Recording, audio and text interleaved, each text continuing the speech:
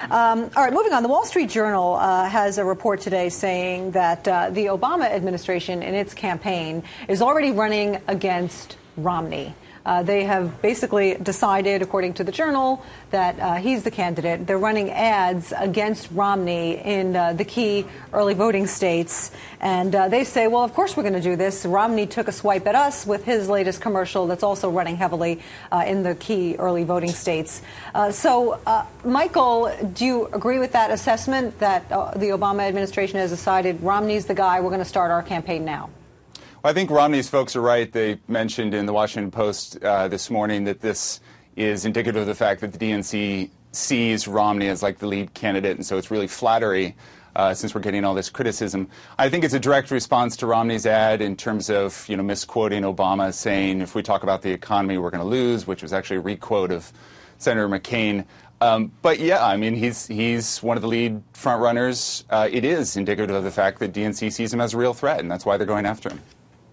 Do you agree with that, Adam? Yeah, I mean, generally speaking, I do agree with it. And, look, at political strategy, I mean, you want to face in a general election one of the weaker candidates in the field. And they read polls like everybody else. And they see these polls in different states, and they show that Romney is beating Obama maybe by a little bit, but Obama beats the rest of the field, in a general. So they would rather face somebody else. I won't name names. There's no reason to pick on anybody, but they'd rather face someone who they perceive as weaker in the general.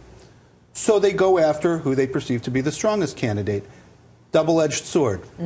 The reason is because let's think about Mitt Romney for a second. I mean, the one thing that he really needs and wants and desires is for that hardcore Republican base to really get behind him and to really, be energized for him. That's the one thing he's been missing, Well, when you take on Obama, guess what happens? Those Republicans take another look at you.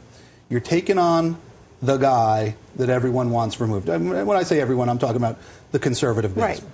And, he did that ad, and it's, whether it's been misconstrued, misquoted, he's not backing down.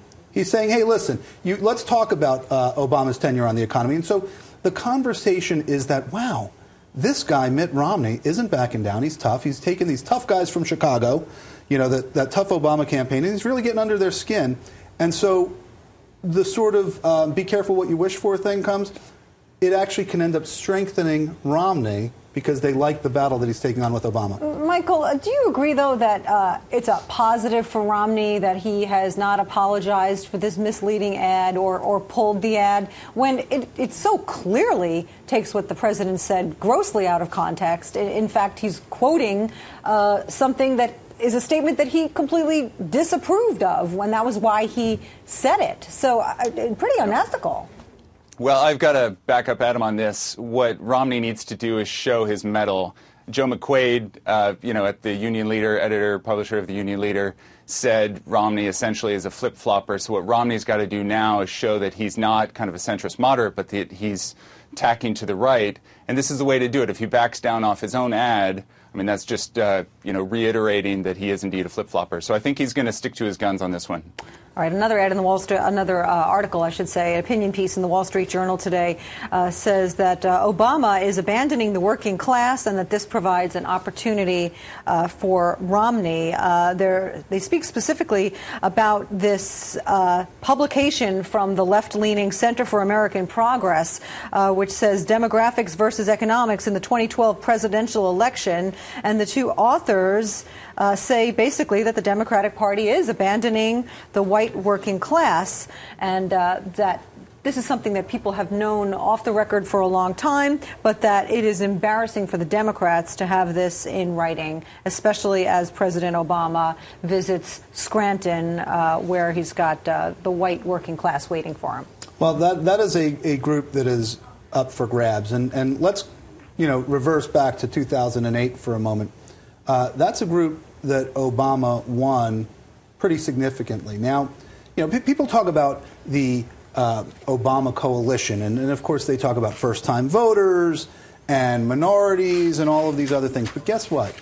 You can't win the election unless you have those independent, older, white, working-class voters. And Obama won those folks. Now, they've abandoned him. His job approval rating, Patty Ann, is about 32, 33% right now among those folks. Mm-hmm. It is absolutely an opportunity for Romney. And what Romney needs to do is be himself, don't pander. They can smell that from a mile away. Be yourself and talk about what your prescription is to create jobs to get our economy moving again. So, Michael, they point out in this article the whole Pennsylvania comment by President Obama about these small-town citizens clinging to their guns and religion and being bitter and whatnot, and saying that basically he's just ceding that vote. Do you agree with that, and do you think it's a good strategy? Well, let me go back to your first question. I think actually both parties in the last 30 years, based on tax, trade, tech, and labor policy, have abandoned the middle class. We don't have a middle class anymore. We have the highest gap between the rich and the poor since the Great Depression. We have the highest poverty rate since World War II, 1 in 6 Americans living below the poverty line. So I would say both parties have actually abandoned the middle class. Just take Barney Frank's retirement, who was lauded for his financial reg reform, but he was the one who led the bailout of the banks kind of on the backs of the working class. So I think actually both parties have a lot of work to do. Like Adam said, they're up for grabs in terms of appealing to them and making sure jobs are first and foremost what's being talked about, be it in Scranton or in Iowa or New Hampshire. And is that a benefit for Romney, being a businessman? I think he can speak the business language more so than Obama could, because Obama is kind of this lawyer, intellectual, community organizer, has had a hard time kind of rolling up his sleeves, bowling in Pennsylvania, and certainly his comment about guns is indicative of the fact that he's kind of out of touch with working class. But Romney's a multimillionaire, so he's a bit out of touch as well. Now, he can speak the business language, so that's to his advantage. All right. We want to thank Michael Shank of the Institute for Economics and Peace for joining us today live from D.C. Thanks for joining us. Take care, Michael. Thank you. And, Adam, I understand we still have you a little bit longer, so